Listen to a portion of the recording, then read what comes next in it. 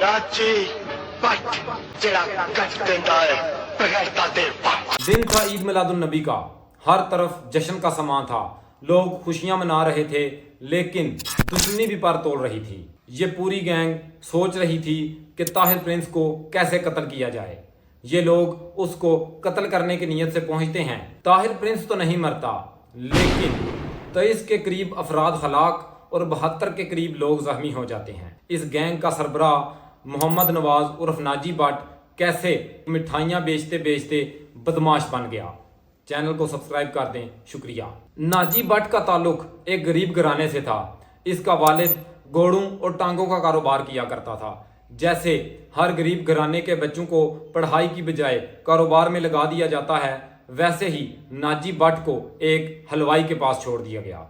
इसकी किसी वजह से अपने बाजार में लड़ाई हो जाती है और वो लड़ाई शिद्दत अख्तियार कर जाती है, लेकिन मोअज़्ज़िन इलाका की वजह से ये लड़ाई सुलह में तब्दील हो जाती है। लेकिन नाजी भट्ट के दिल में अभी तक फतूर मौजूद था और वो बदला लेने की ठान लेता है। ये अपने मुहालिफ को गोलियां मारकर कत्ल कर देता है और पुलिस इसको गिरफ्तार कर लेती है।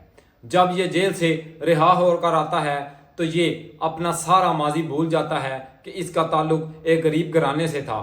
अब ये मुकम्मल बदमाशी की तरफ चल पड़ता है। ये बाहर आकर जुआ करवाने वालों से भत्ता वसूली का काम शुरू कर देता है। फिर इसी पीरियड के दौरान इसकी मुलाकात ताहिर रशीद से होती है।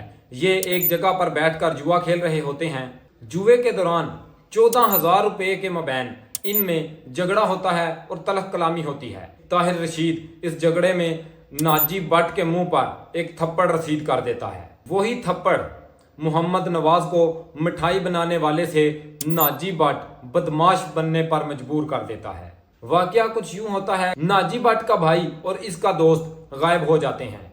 नाजी भट्ट को लगता है कि इनके गायब होने में ताहिर रशीद का हाथ है, क्योंकि इनकी दुश्मनी चल रही होती है। फिर नाजी भट्ट एक मोअज़्ज़ज़ इंसान से ताहिर रशीद को कॉल करवाता है, ये कन्फर्म करने के लिए कि क्या वाकई ही उसका भाई ताहिर रशीद के पास है। लेकिन ताहिर रशीद आगे से जवाब देता है कि हाँ, वो मेरे पास थे और मैंने उन्हें भट्टी में जलाकर राख कर दिया है। इस तरह इस दुश्मनी का बाकायदा आगाज होता है। इस बात का बदला नाजी भट्ट इस तरह लेता है कि वो रेलवे स्टेशन पर ताहिर रशीद पर हमला करता है और इसके साथ 3 अफराद को अब्दी नींद सुला देता है। अब इस केस की पैरवी करने वाला सिर्फ एक ही इंसान बचता है और वो था ताहिर रशीद का वालिद शीदा। नाजी भट्ट अपने दोस्तों के साथ उसके घर पर हमलावर होता है, जिसमें उसका एक गनमैन मारा जाता है।